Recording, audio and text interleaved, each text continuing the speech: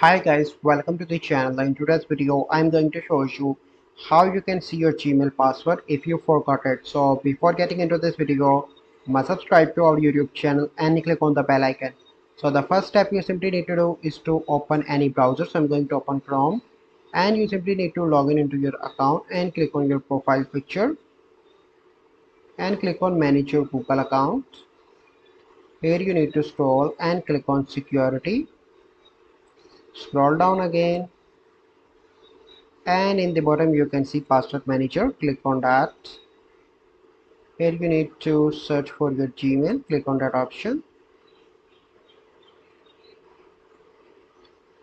Click on continue. Enter your pattern lock